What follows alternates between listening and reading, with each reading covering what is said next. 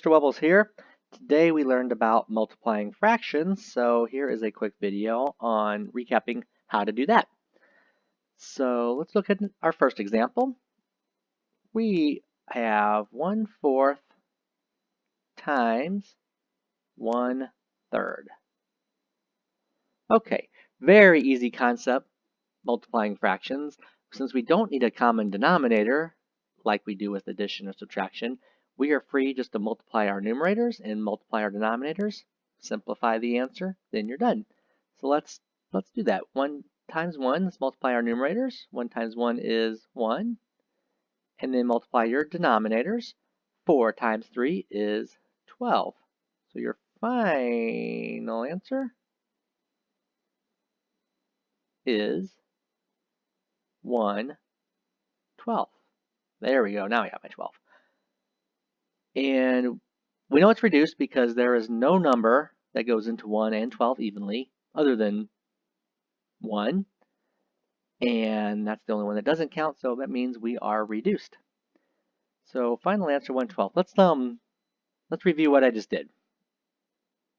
Okay, so I multiplied my numerators. Step 1. So 1 times 1 is 1.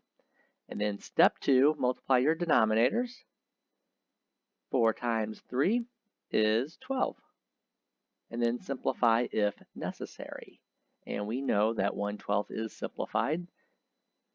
So final answer 1/12. Okay, look at another problem. Problem 2.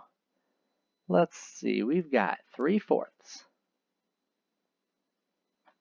times 5/6. So same step. Step 1, let's multiply our numerators. So 3 times 5 is 15. And let's multiply our denominators. 4 times 6 is 24.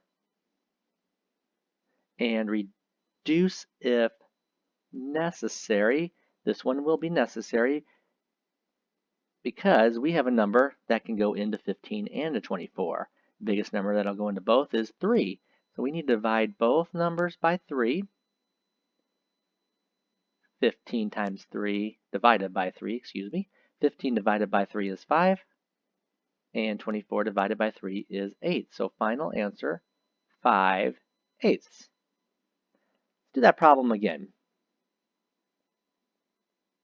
Only this time, I want to introduce you to a concept called cross-canceling. Basically, we are allowed to reduce the fractions before we multiply, because sometimes when you multiply, the number gets really big, and to simplify a fraction that has really big denominator and really big numerator can be very tricky, even for me. So to make our numbers more manageable, we can do cross-canceling. As long as you take a number from the numerator and one from the denominator, we can still reduce those. For example, let's look at the 3 and the 6. Okay, 3/6, if they were on top of each other, you would say, hey, we can reduce that to 1/2. Well, there's nothing to say that they have to be on top of each other. That's why we call it cross-canceling. We can go crossways too. And what we do is 3/6, find a number that goes into 3 and a 6, and we know that it's 3. So 3 divided by 3 is 1. 6 divided by 3 is 2. Now we have a new numerator. That's 1. And we're going to multiply it by 5.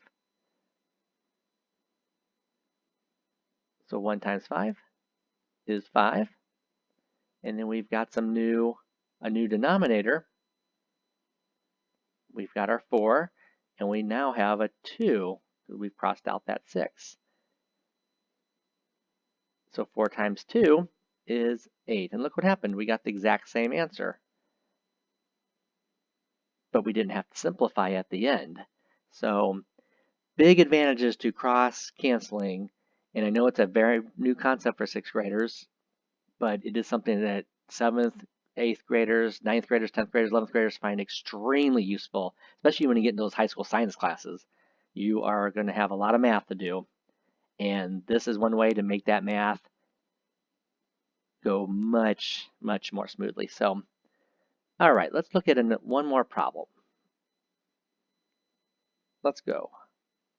4/9 times 18. Okay, and many of my students like to rewrite that 18.